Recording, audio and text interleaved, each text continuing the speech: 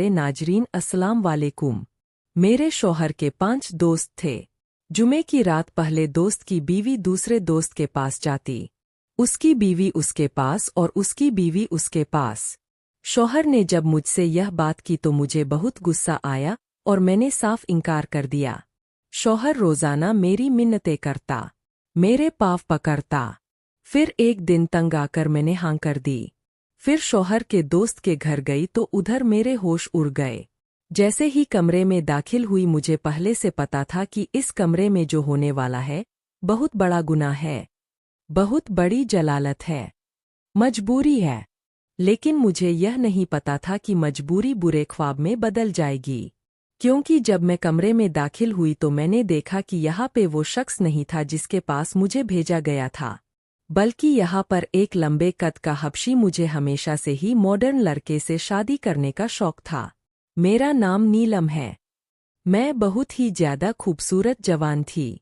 सबसे बड़ी बात यह थी कि बिना कोई डाइटिंग किए, बिना कोई वर्जिश किए ही मेरा वजूद बिल्कुल मॉडल जैसा था और वही मुझे सबसे ज्यादा खूबसूरत बनाता था। जो भी मुझे देखता कहता था कि आप एक्ट्रेस लगती है, आपको तो मॉडल होना चाहिए था। मैं बड़ी खुश होती थी। मेरी शादी एक अमीर बंदे से हो गई जिसका नाम उस्मान था। बड़ी बड़ी पार्टीज में जाना, बिजनेस की बातें करना और पैसों की कोई फिक्र नहीं होती थी। मुझे यह जिंदगी बड़ी पसंद थी। अब यह हमारी शादी को ज्यादा वक्त नहीं हुआ था। उसने कहा कि एक बिजनेस पार्टी में चलते हैं, मेरे पास दोस्त है, मैं तुम्हें उन सब से मिलवाऊंगा, वहां उनकी बीवियां भी आई होंगी, तुम अच्छे से तैयार हो जाना।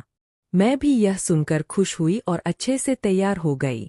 वाकई उन सब दोस्तों से मिली। वह सभी बहुत अच्छे थे, लेकिन मुझे कुछ ज्यादा ही गौर से देख रहे थे। उनकी नजरें मेरे लिबास पर, मेरे चेहरे पर रुक जाती थी, जैसे कोई चीज को तोल रहे हो। मेरे शौहर ने कान में आहिस्ता से कहा कि जल रहे हैं तुमसे कि उनकी बीवियां देखो और तुम्हें देखो। बीवियां उनकी भी बुरी नहीं थी, सब मेकअप किए हुए खुश लिबास थी, लेकिन उनमें वह कुदरती बात नहीं थी जो मुझ में थी।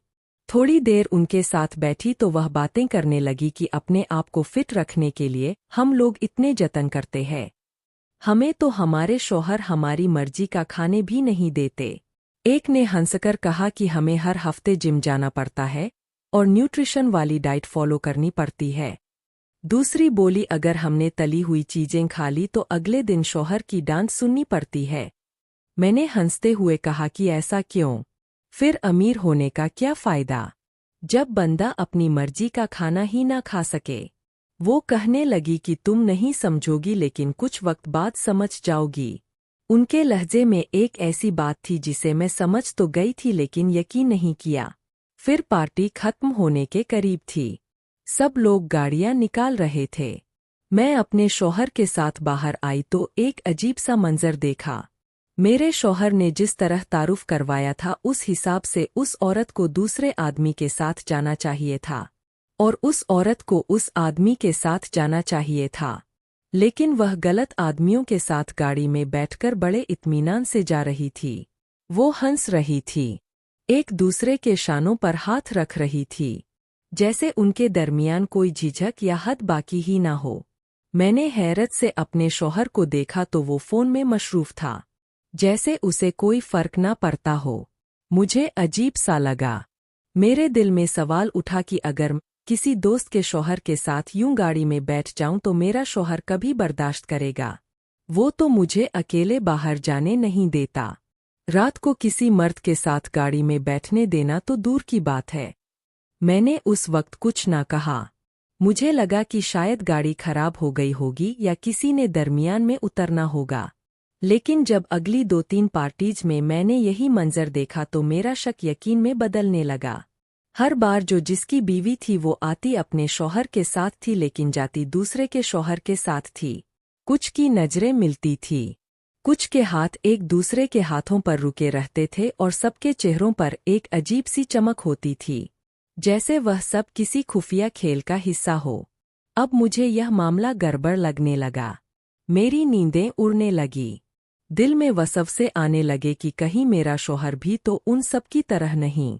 मैंने सोचा कि अगली पार्टी में सब कुछ अपनी आंखों से देखूंगी ताकि मुझे असल हकीकत का पता चल सके। मैंने अपने शौहर से यह बात पूछी तो उसने बात गोल कर दी। उसने कहा कि नहीं, ऐसा नहीं है।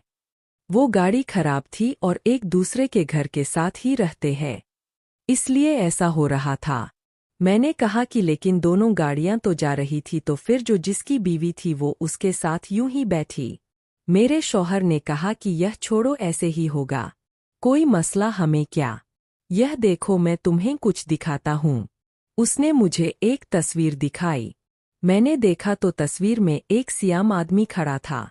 उसका कद गैर मामूली तौर पर लंबा था, चेहरे पर गहरी दाढ़ी थी, आंखों में एक अजीब सी चमक थी, जैसे किसी ने आग भरी हो। मैंने कहा कि यह कौन है? मेरे शौहर ने हंसते हुए कहा कि यह जिन नहीं है, यह हबशी है। इसका कद 7 फीट है और यह हमारे मुल्क में इन्वेस्टमेंट कर रहा है। मैंने हैरत से कहा कि इतना लंबा आदमी और इतना दौलतमंद? तो मेरे शौहर ने कहा कि हाँ, तुम्हें पता है कि इसकी बहुत सी कंपनियां हैं। मैंने फौरन पूछा कि किसकी कंपनी में? तो कहने लगा कि हमारी कंपनी में। मैं यह सुनकर हैरान रह गई। मैंने कहा कि अच्छा, फिर तो यह बहुत बड़ी पार्टी है। तो शौहर ने कहा कि हाँ, लेकिन अभी हमारी कंपनी के साथ इन्वेस्टमेंट करने के लिए ऑफिशियली नहीं माना, उसको खुश करना पड़ेगा। मैंने मुस्कुराते हुए कहा कि उनकी तो खुशी खुराक में ही होती है, अच्छा सा खाना बनाए तो खुश हो जाएगा। शौहर हंसने लगा और उसने कहा कि काश इतना आसान होता। इतना आसान नहीं है, लेकिन सोच रहे हैं कि इसे किस तरह खुश करें। उसके लहजे में कुछ ऐसा था जो मुझे समझ न आया, जैसे वह बात छुपा रहा हो, जैसे वह कोई ऐसी बात ना कह देना चाहता हो जो मुझे परेशान करे। खैर, हफ्ते बाद एक बहुत बड़ी पार्टी है, उसके लिए तैयार होना है, तो मैं चलो तुम्हें शॉपिंग पे ले जाता हूँ। मैंने कहा, शॉपिंग की क्या जरूरत है? इतने सारे कपड़े पड़े हैं, चीजें पड़ी है, आप हमेशा ही अच्छे कपड़े लेके देते हैं। उसने कहा कि पार्टी बहुत बड़ी है और उन्होंने कोई थीम भी रखी हुई है, इसलिए उस हिसाब से अच्छे कपड़े लेने होंगे। क्यों, तुम्हें शॉपिंग करना अच्छा नहीं लगता? मैंने हंसते हुए कहा कि किसको शॉपिंग करना अच्छा नहीं लगता। हम दोनों बाजार चले गए। बहुत बड़ा मॉल था, जगह-जगह चमकती हुई दुकानें थीं, खुशबुएं फैली हुई थी। मैं शीशों में अपने अक्स को देखती रही। उस्मान बार बार कहता कि यह देखो नीलम, यह गाउन तुम पे अच्छा लगेगा। मैं हर एक को उठा के देखती और कहती कि यह ज्यादा खुला है, यह ज्यादा बारीक है, यह मुनासिब नहीं लगेगा। लेकिन मेरे शौहर ने जो मेरे लिए गाउन सिलेक्ट किया वो कुछ ज्यादा काबिले एतराज था। कपड़ा बारीक था, रंग बहुत चमकीला था और बाजुओं के साथ पीठ का हिस्सा तकरीबन खुला था। मैंने कहा कि आपको अजीब नहीं लग रहा? तो कहने लगा कि यार, गाउन पार्टी है ना, तो गाउन ऐसे ही होते हैं। अब गाउन के ऊपर दुपट्टे तो नहीं लगे होते, और जब मैं तुम्हारा शौहर हूं और तुम्हें कह रहा हूं कि तुम यह पहन लो तो फिर क्या मसला है? मैंने उसके चेहरे को देखा, वह बिल्कुल संजीदा था, जैसे इस बात पर कोई बहस बर्दाश्त ना करेगा। मैंने आहिस्ता से कहा कि ठीक है, और वह सामान ले एक तरफ रख दिया। अभी पार्टी में 7 दिन थे। शौहर ने कहा था कि एक दफा पार्लर भी चली जाना और अपने सारे काम करवा लेना जिससे तुम ज्यादा खूबसूरत लगो। मैं समझ गई थी कि यह पार्टी बहुत ही ज्यादा खास है, लेकिन दिल के किसी कोने में एक अजीब सा खौफ बैठ गया था, जैसे इस पार्टी में सिर्फ मेहमान नहीं बल्कि कोई और मकसद भी छुपा हुआ हो। मुझे मेरे शौहर के एक दोस्त की बीवी का मैसेज आया। कहने लगी कि अगर इस वक्त पास कोई नहीं है तो मैं कॉल करती हूँ। मैंने कहा कि हाँ, कोई नहीं है, मैं घर में अकेली हूँ। उसने फौरन कॉल की, लेकिन उसकी आवाज़ कुछ अजीब थी, जैसे वह बहुत घबराई हुई हो या जल्दी में हो। उसके लहजे में बेचैनी थी, जैसे किसी खौफ ने उसे अंदर से हिला दिया हो। कहने लगी कि यह जो 15 तारीख वाली पार्टी हो रही है, इसके बारे में बताया? तो मैंने कहा कि हाँ, उस्मान ने बताया है, शॉपिंग भी करवाई है, बड़े अजीब से कपड़े ले दिए हैं। मैं तो आप लोगों से पूछने वाली थी कि आप लोग क्या पहन के आ रही है। वो एकदम से चुप हो गई जैसे सोच रही हो कि क्या बोले। फिर आहिस्ता से बोली कि कुछ भी करो लेकिन उस पार्टी में नहीं आना। मैं चौंक गई। मैंने कहा कि क्या मतलब, क्यों नहीं आऊं? आप भी नहीं जा रही? वो कहने लगी कि नहीं मैं तो जा रही हूं लेकिन तुम नहीं आना। बस तुम बताना कि तुम आ रही हो या नहीं। मैंने कहा कि कैसे ना आऊं। उस्मान ने तो बकायदा तैयारी करवाई है। बार बार कह रहा है कि बड़ा जरूरी दिन है और मुझे खुद भी तजस्सुस है कि यह सब क्या है। उसने जल्दी से कहा कि मैं पूरी बात नहीं बता सकती। दीवारों के भी कान होते हैं। बस जो कह रही हूं वह करना है। उस पार्टी में नहीं आना। उसके बाद फोन बंद कर दिया। मैं हैरान रह गई। मैंने कई बार उसको दोबारा मैसेज किए, कॉल की, मगर उसने कोई जवाब नहीं दिया। मुझे लगा कि ऐसे ही कह रही है, शायद कोई छोटी मोटी बात हो या फिर शायद इसलिए कह रही हो कि मैं ज्यादा खूबसूरत हूं, क्योंकि कुछ औरतें हसद की वजह से ऐसी बातें कर देती है। मेरे दिल में ख्याल आया कि हो सकता है वो नहीं चाहती कि मैं पार्टी में जाऊं ताकि सारी तवज्जो उस पे रहे। मैंने जब यह बात उस्मान को बताई तो उसने हंसते हुए कहा कि जलती है तुमसे, उसकी बातें नहीं सुनना। पार्टी में जाने से क्या होगा, तुम्हें तो मजा आएगा। बड़ी बड़ी शख्सियत आएंगी, खाना भी जबरदस्त होगा और सब तुम्हें देख के हैरान रह जाएंगे। मैंने सोचा कि शायद मैं ही ज्यादा सोच रही हूं, लेकिन पार्टी में जाने से एक दिन पहले का दिन मेरी जिंदगी का सबसे बुरा दिन बन गया। उस्मान का चेहरा उतरा हुआ था। वह कमरे में चक्कर लगा रहा था। मैंने पूछा कि क्या हुआ, तुम इतने परेशान क्यों हो? उसने हाथ के इशारे से कहा कि कुछ नहीं। फिर अचानक बैठ गया और बोला कि नीलम एक बहुत बड़ी मुसीबत में फंस गया हूं। मेरा एक दोस्त है, तुम जानती हो ना, वो जो पिछली पार्टी में था उन 5 दोस्तों में से। मैंने कहा हाँ जानती हूँ। वो कहने लगा कि उससे कर्जा ले बैठा हूँ और अब वो कहता है कि कर्जा वापस करो, नहीं तो घर मुझे दो। मैंने हैरत से पूछा कि आपने कर्जा क्यों लिया था? तो वो बोला कि जरूरत थी यार, कारोबार में कुछ मसला हो गया था और वो कहता है कि मेरी बात मानो नहीं तो घर जाएगा। मैंने कहा कैसी बात मानने को कह रहा है? तो वो खामोश हो गया। मैंने बार बार पूछा कि तुम चुप क्यों हो? फिर आहिस्ता से बोला कि वो तुम पर मर मिटा है। कहता है कि नीलम एक रात मेरे साथ गुजार ले तो मैं कर्जा माफ कर दूंगा। मैं यह सुनकर सख्त में आ गई जैसे जमीन मेरे कदमों के नीचे से निकल गई हो। मैंने कहा कि तुमने उससे बात की भी कैसे? तुम सोच भी कैसे सकते हो? उसने कहा कि गुस्सा मत करो, मेरी बात तो सुनो। सिर्फ ये एक रात की बात है, कुछ नहीं होगा, सब बीवियां करती है। मैंने हैरत से कहा क्या मतलब सब बीवियां करती है? उसने लंबा सांस लिया और कहा कि तुम पूछ रही थी ना कि उसकी बीवी उसके साथ और उसकी बीवी उसके साथ क्यों जाती है। तो सुनो, वो सब एक दूसरे की बीवियों के साथ रात गुजारते हैं। ऐसे कहते हैं कपल स्वीपिंग, यह हमारा एक पुराना कल्चर है। अमीरों के अंदर एक तरीका है तफरीका और वो भी तुम्हें पसंद कर बैठा है। सिर्फ एक रात की बात है, पूरा घर बच जाएगा। 2.5 करोड़ का घर है।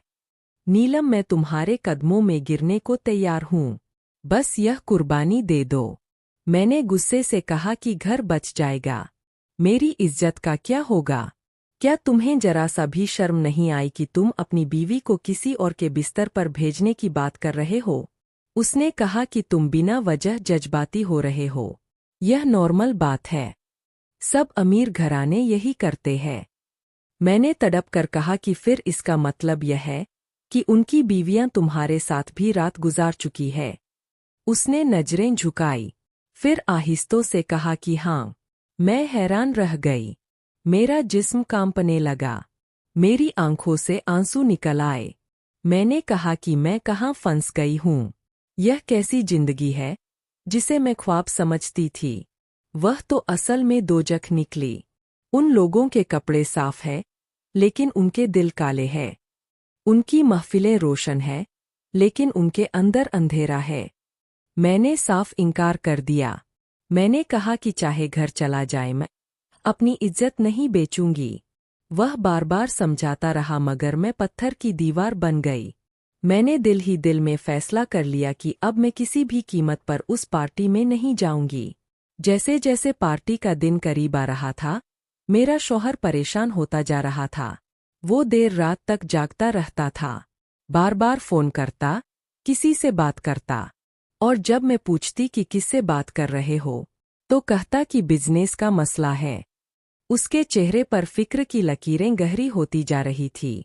वो खाना भी ठीक से नहीं खा रहा था, मगर मैं सोचती थी कि उसके खाना ना खाने की वजह से क्या मैं अपनी इज्जत कुर्बान कर दूं। आखिर वो उसने खाना तो खा ही लेना था, लेकिन अगर घर चला जाता तो फिर क्या होता? यह ख्याल मेरे दिल में हथौड़े की तरह बजता रहा, मगर मैं खुद को संभालने की कोशिश करती रही। मेरे शौहर ने एक दिन गुस्से में कहा कि अगर मेरे हाथ से घर निकल गया तुम्हारी एक जिद की वजह से ना तो तुम्हें कभी इज्जत दूंगा ना ही पहले जैसी मोहब्बत करूंगा, बल्कि मैं तुम्हें तलाक दे दूंगा। मैं सख्त में आ गई। मैंने उसकी आंखों में देखा, वहां ना मोहब्बत थी ना एहसास, सिर्फ खुदगर्जी थी। मैंने आहिस्ता से कहा कि आप ऐसा कैसे कह सकते हैं? मैंने तो आपसे कभी कुछ नहीं मांगा, मैंने सिर्फ अपना वकार मांगा है। लेकिन वह बोला कि जब मेरी बीवी मेरे मुश्किल में मेरा साथ ही नहीं दे सकती तो फिर मैं क्या करूं? मैंने कहा कि आपको पता है आप क्या कह रहे हैं? आप एक गुनाह की बात कर रहे हैं, और मैं एक ऐसी बात नहीं मान सकती जिससे मेरा ईमान, मेरी रूह और मेरी खुददारी सब कुछ मिट्टी में मिल जाए। वो आहिस्ता से बोला कि मेरा दोस्त बहुत अच्छा आदमी है, वो बस आधे घंटे की बात है, तुम्हें कुछ नहीं होगा, सब कुछ ठीक हो जाएगा, घर भी बच जाएगा। मैंने रोते हुए कहा कि आपको शर्म नहीं आती, आप मुझसे क्या बातें कर रहे हैं? तो उसने कहा कि तुम मेरी बीवी हो, मेरी जिंदगी हो, तुम ही तो मेरा सब कुछ हो, अगर तुम ही साथ ना दोगी तो कौन देगा?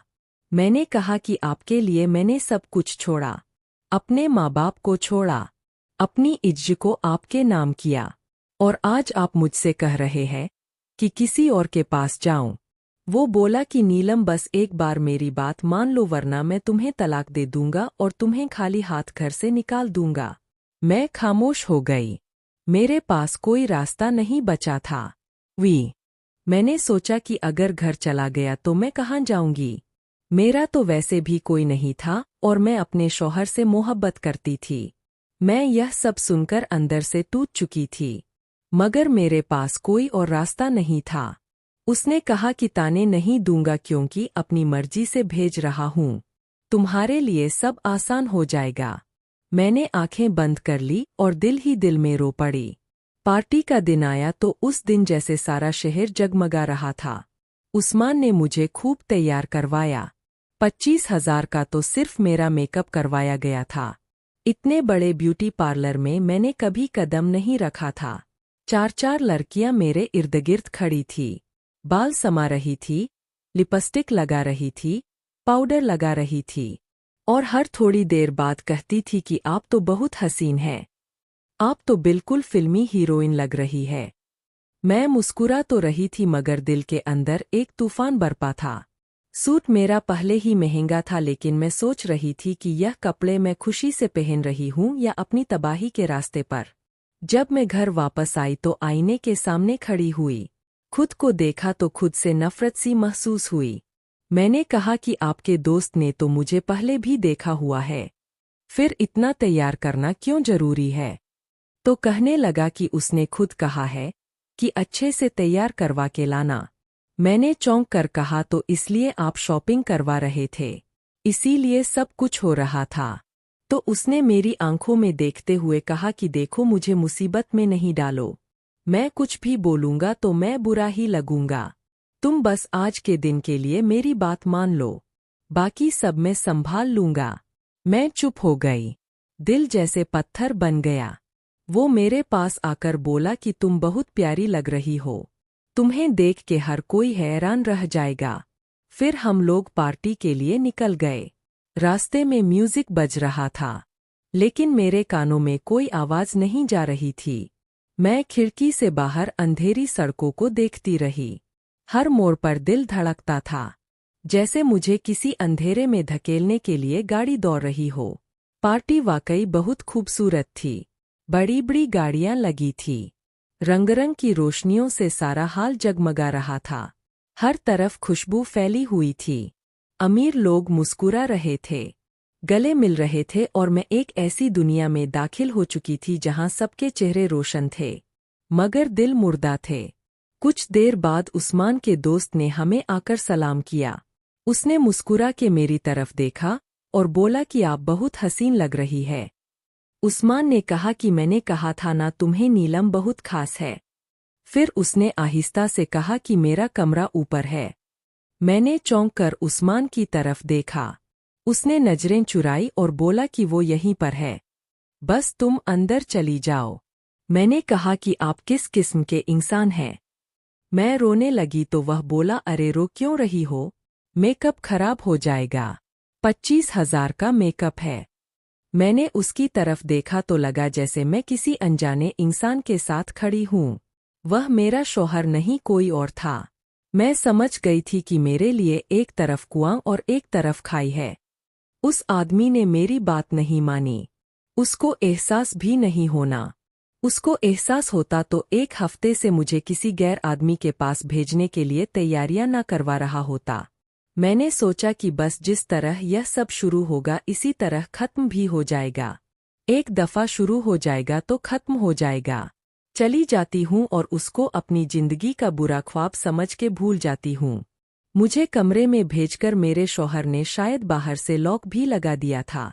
मैंने दरवाज़ा बंद होने की आवाज़ सुनी तो एक लम्हे को चौंक गई। दिल जैसे किसी अंधे से धड़क उठा। मैंने इर्द-गिर्द देखा। कमरा बहुत सजा हुआ था। पर्दे महंगे, कालीन नया और फिजा में एक अजीब सा बोझलपन था, जैसे हवा भी रुक गई हो। मैं चंद कदम आगे बढ़ी तो सामने का मंजर देखकर मेरे पैरों तले से जमीन निकल गई। वहां मेरे शौहर का दोस्त नहीं बल्कि वही हबशीबाज खड़ा था जो पिछले दिनों पार्टी में मुझे अजीब नजरों से देखता था। उसके चेहरे पर एक ऐसी शैतानी मुस्कुराहट थी जिसने मेरी रूह तक हिला दिए। उसकी आंखों में भूखी नजर थी, जैसे वो मेरे अंदर तक झांक रहा हो।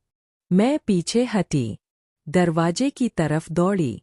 दरवाज़ा जोर से खटखटाया। जोर जोर से चीखें कि मुझे बाहर जाना है, दरवाज़ा खोलो। लेकिन बाहर से कोई जवाब नहीं आया। मैंने दोबारा दरवाजे पर जोर मारा लेकिन वह बंद था। मुझे एहसास हुआ कि मेरा शौहर खुद दरवाजे के बाहर खड़ा है और जानबूझकर लॉक लगा दिया है। मैंने रोते हुए कहा, दरवाज़ा खोलो, यह सब क्या है? लेकिन कोई जवाब नहीं आया। मैंने उस लम्हे अपने वजूद को टूटता महसूस किया। मुझे अपनी उस दोस्त की बीवी की बात याद आई जो पार्टी से पहले कह रही थी कि कुछ भी हो इस पार्टी में नहीं जाना। उस वक्त मैंने उसकी बात को मजाक समझा था, लेकिन अब समझ आई कि वो मुझे खबरदार कर रही थी। वो सब कुछ जानती थी कि मेरे शौहर और उसके दोस्त क्या खेल खेलने जा रहे हैं। मैंने दीवार के साथ टेक लगा ली। मेरा जिस्म कांप रहा था। दिल धड़कने लगा जैसे अभी बंद हो जाएगा। हबशीबाज आहिस्ता आहिस्ता मेरी तरफ बढ़ने लगा। उसके कदमों की आवाज़ मेरे कानों में गूंजने लगी। मैं पीछे हटती गई और फिर सब कुछ धुंधला गया। मैंने चीखने की कोशिश की मगर आवाज़ गले में अटक गई। मेरी आंखों के सामने अंधेरा छा गया। जब आँख खुली तो मैं अस्पताल के बिस्तर पर थी। रोशनी आंखों में चुभ रही थी। जिस्म पर पट्टियों के नीचे दर्द की एक लहर थी। मैंने इर्द-गिर्द देखा तो मेरा शौहर बैठा था। उसके चेहरे पर मसनूई नरमी थी। वो मुस्कुरा कर बोला, सब ठीक हो गया। उसने तुम्हें 25 लाख रुपए इनाम में दिए हैं और हमारी कंपनी में 50 रुपए करोड़ की इन्वेस्टमेंट करने के लिए मान गया है। अब सब कुछ बेहतर हो जाएगा। मैंने आंखें बंद कर ली। मैंने कुछ नहीं कहा क्योंकि जान चुकी थी कि अब कुछ भी ठीक नहीं हो सकता। डॉक्टर कह रहा था कि 1 हफ्ते में ठीक हो जाऊंगी, लेकिन मुझे मालूम था कि मैं कभी ठीक नहीं हो सकूंगी। जिस्म पर लगे जख्म शायद भर जाएंगे, मगर जो जख्म रूह पर लगे थे वह कभी नहीं भरेंगे। मैं अस्पताल के बेड पर लेटी रही।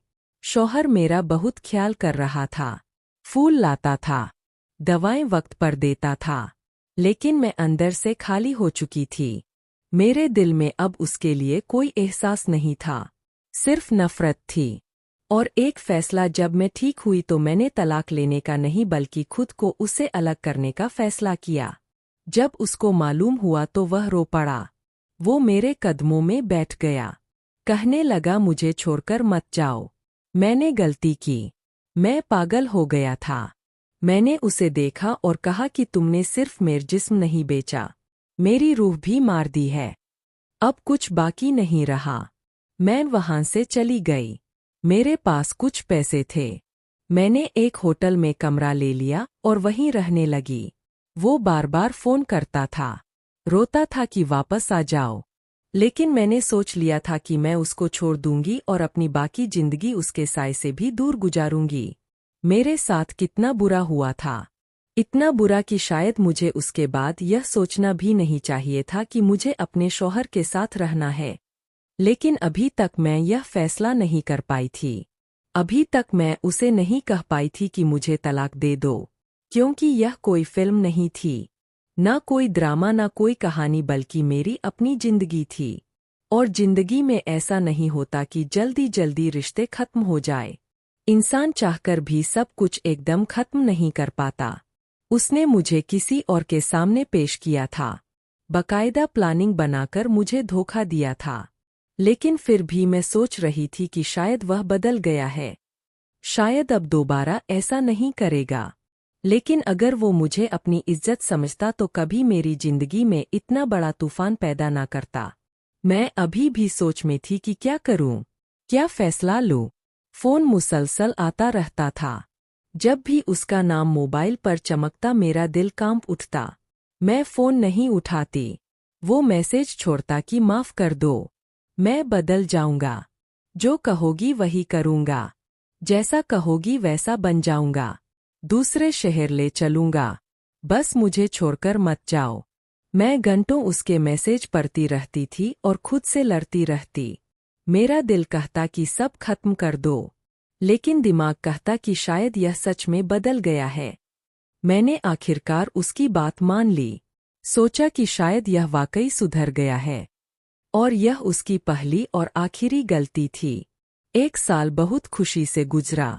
वो मेरा ख्याल रखता था, मेरी पसंद का खाना बनवाता, कहीं जाने को कहती तो ले जाता, सब कुछ ठीक लग रहा था। लेकिन 1 साल बाद वही कहानी फिर से शुरू हो गई। उसने एक दिन आकर कहा कि वह मेरा एक बॉस है, अगर तुम उसको खुश कर दो तो हमारा मसला हल हो जाएगा। मैंने उसे खामोशी से देखा। दिल के अंदर जैसे एक तूफान उठा, लेकिन मैंने कोई रद्दे अमल नहीं दिया। मैंने कहा ठीक है, आप जैसा कहेंगे वैसा ही करूंगी, लेकिन मुझे भी हिस्सा चाहिए। उसने फौरन कहा कि अभी तुम्हारे अकाउंट में 50 लाख रुपए भेज देता हूं। मैंने कहा कि ठीक है। उसने फिर से मेरी शॉपिंग करवाई, नए कपड़े दिलवाए, जेवरात लिए, मेकअप कराया जैसे पहले किया था। लेकिन इस बार मेरे दिमाग में एक अलग प्लान था। मैंने पुलिस को पहले ही इत्तला दे दी थी, एक एनजीओ से भी राब्ता कर लिया था और मैं सारे सबूत इकट्ठे कर रही थी। मोबाइल की रिकॉर्डिंग, मैसेजेस, सब कुछ मैंने महफूज किया हुआ था। जब वह दिन आया, मैं उस कमरे में दाखिल हुई जहां पर एक और शख्स मौजूद था, तो ठीक उसी लम्हे पुलिस ने छापा मार दिया। कमरे का दरवाज़ा तोड़ा और सबको पकड़ लिया। मेरे शौहर को भी गिरफ्तार कर लिया गया, उसके साथी को भी और बाकी लोगों को भी। सबके चेहरे के रंग उड़ गए। मैंने पुलिस के सामने बयान दिया कि यह लोग मेरी इज्जत पर हमला करना चाहते थे। यह एक मुंजिम जुर्म मुलव्विस है। उसके बाद उन सबके घर और दफ्तर की तलाशी ली गई। फाइलें खुल गई, बैंक अकाउंट्स चेक हुए तो पता चला कि उन सबकी कमाई हराम की थी। नाजायज कामों से कमाए हुए पैसे थे। उनके झूठे कारोबार के राज खुल गए और यह सब कानून के हथे चढ़ गए। उनमें मेरा शौहर भी शामिल था और मैंने पहली बार महसूस किया कि मैंने देर से ही सही मगर इंसाफ के रास्ते का इंतखाब किया था। मैंने अपने शौहर पर खुला का केस किया था। यह मेरा आखिरी फैसला था। मैं थक चुकी थी। मैं हर रात जाग जाग कर रोती रही और अब मैंने सोच लिया था कि चाहे दुनिया कुछ भी कहे, यह रिश्ता खत्म करके रहूंगी। जब मैं अदालत में उसके सामने पहुंची तो उसने मेरी तरफ देखा और तंजी अंदाज में मुस्कुराया। कहने लगा, तुमने अच्छा नहीं किया मेरे साथ। अगर मैं पैसा कमाता तो हम दोनों ने मिलकर खाने थे। मैंने उसकी आंखों में देखकर कहा कि याइने तुम मेरी दलाली करते। उसके चेहरे पर एकदम गुस्से के आसार उभरे। वो चिल्लाने लगा, गालियां देने लगा। मैं खामोश खड़ी रही और बस इतना कहा कि तुमने भी मुझे धोखा दिया था, मैंने भी तुम्हें धोखा दिया। यह सब बराबर। अब मैं तुम्हारे रिश्ते से आज़ाद हो गई हूँ। अदालत का फैसला मेरे हक में आया। मैंने वही 50 लाख रुपए जो उसने मेरे अकाउंट में भेजे थे, उन पैसों से अपनी नई जिंदगी शुरू की। मैंने एक छोटा सा घर किराए पर लिया, उसके साथ ही एक जनरल स्टोर खोल लिया। मैंने फैसला किया कि इस दुकान में सिर्फ औरतें आएंगी और औरतों का ही सामान रखा जाएगा। कपड़े, बच्चों का दूध, औरतों के पर्स, चूड़ियां और छोटी छोटी घरेलू चीजें, ये सब मैंने रखना शुरू किया।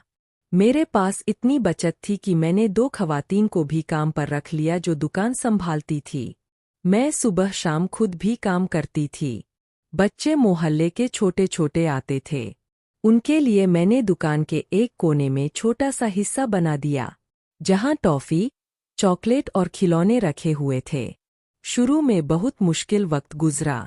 मुझे समझ नहीं आता था कि कहाँ से सामान मंगवाऊं, कहाँ से कस्टमर बहाऊं।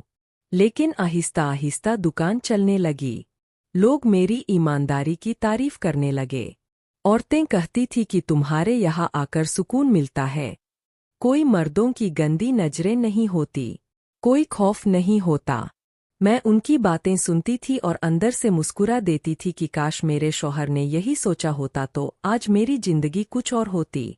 मैंने दुकान का नाम रखा था इज्जत बजम, क्योंकि मैं चाहती थी कि मेरी जिंदगी की सबसे कीमती चीज इज्जत दोबारा जिंदा हो। दिन गुजरते गए, महीने बदल गए और मैं अपने काम में मगन हो गई। मैंने अब किसी मद से उम्मीद रखना छोड़ दी थी। मैंने अपनी दुनिया खुद बनाई थी। मैं खुद कमाती थी, खुद खर्च करती थी, खुद फैसले करती थी, किसी पर इन्हसार नहीं करती थी। हर नमाज में बस एक दुआ मांगती थी कि परवरदिगार मुझे साबित कदम रखना, मुझे किसी के सामने हाथ फैलाने की जरूरत ना पड़े। मेरी माँ अक्सर कहती थी कि तलाक के बाद औरत की जिंदगी खत्म हो जाती है, लेकिन मुझे लगा कि मेरी जिंदगी तो अब शुरू हुई है। अब मैं वो औरत नहीं थी जो किसी की मर्जी पर अपनी सांसें गिनती थी। अब मैं वो औरत थी जो खुद अपनी सांसों की मालिक थी। कभी कभार रात को जब दुकान बंद करके घर आती तो तन्हाई महसूस होती थी। कभी सोचती कि अगर मेरा शौहर बदल जाता तो शायद आज मैं किसी और रास्ते पर होती। लेकिन अगले ही लम्हे अपने चेहरे को आईने में देखती और कहती, नहीं, तुमने सही किया। अगर वह बदलना चाहता तो पहली बार के बाद बदल जाता। दूसरी बार फिर से वही गुनाह किया, फिर से वही नापाक हरकत दोहराना चाही तो फिर मैं क्यों रुकती थी। इस रिश्ते में औरत को इज्जत सिर्फ उस वक्त मिलती है जब वो अपनी इज्जत की कीमत खुद पहचानती है। मैंने वो कीमत पहचान ली थी। एक दिन वो अदालत के बाहर मिला, शायद किसी दूसरे केस के लिए आया था। मेरी तरफ देखकर कहने लगा कि तुम्हें मेरी याद नहीं आती। मैंने कहा कि आती है, लेकिन अब वो याद दर्द बनकर नहीं आती, सबक बनकर आती है। वो सर झुकाकर चला गया। मैं चंद लम्हों तक उसे देखती रही, फिर दुकान की तरफ वापस आ गई, क्योंकि अब मेरी दुनिया वो छोटा सा जनरल स्टोर था, जहां हर औरत आकर मुतमीन होती थी, जहां कोई खौफ नहीं था, जहां सिर्फ इज्जत थी। मैं अब अपनी जिंदगी से मुतमई थी। दुकान के साथ वाले कमरे में रहती थी, सुबह से शाम तक काम करती थी, शाम को दरूद पढ़ती थी, दुआएं मांगती थी। मैंने अपने गुनाहों की माफ़ी मांगी। मैंने अपने शौहर को भी माफ़ कर दिया था, क्योंकि मैं जानती थी कि अगर मैंने उसे माफ़ ना किया तो मेरी रूह कभी आज़ाद नहीं होगी। मैंने खुद से वादा किया कि अब किसी मर्द की गुलाम नहीं बनूंगी। कुछ वक्त गुजरा तो मेरा स्टोर शहर की औरतों में मशहूर हो गया। औरतें दूर दूर से आने लगी। मैंने अपने स्टोर के बाहर बोर्ड लगवा दिया कि यह जगह सिर्फ इज्जतदार औरतों के लिए है। यहाँ उनकी इज्जत महफूज है। मैंने 2 लड़कियों को काम सिखाया और उन्हें अपना स्टोर चलाने के लिए अलग शाख खोलने का कहा। वो अब अपनी कमाई पर जिंदा थी। मैंने उनकी आंखों में वही चमक देखी जो कभी मेरी आंखों में थी। मैंने सोचा कि अगर मैं इस रिश्ते में रहती तो शायद मैं भी हमेशा अंधेरे में रहती। लेकिन अब मैं रोशनी में थी। मुझे नहीं पता कि मैंने सही किया या गलत, लेकिन मुझे यह जरूर पता है कि मैंने वह किया जो एक गैरतमंद औरत को करना चाहिए था। लोग कहते हैं कि शौहर को छोड़ देने में जल्दी नहीं करनी चाहिए। मैंने भी जल्दी नहीं की थी। मैंने बर्दाश्त किया था, सब्र किया था, मौका दिया था। लेकिन जब उसने दोबारा वही गुनाह किया तो मैंने अपनी आखिरी ताकत जमा करके उस रिश्ते से निकलने का फैसला किया। और अब जब मैं आईने में खुद को देखती हूँ तो मुझे शर्मिंदगी नहीं बल्कि फ़क्र होता है कि मैंने अपनी इज्जत की हिफाजत की। अब मैं सिर्फ अपने लिए जीती हूँ, अपनी सांसों के लिए जीती हूँ, अपने इरादों के लिए जीती हूँ। और अगर कोई मुझसे पूछे कि मैंने सही किया या गलत तो मैं बस इतना कहूंगी कि मैंने अपने दिल की सुनी। और दिल ने कहा कि इज्जत सबसे पहले है, बाकी सब बाद में।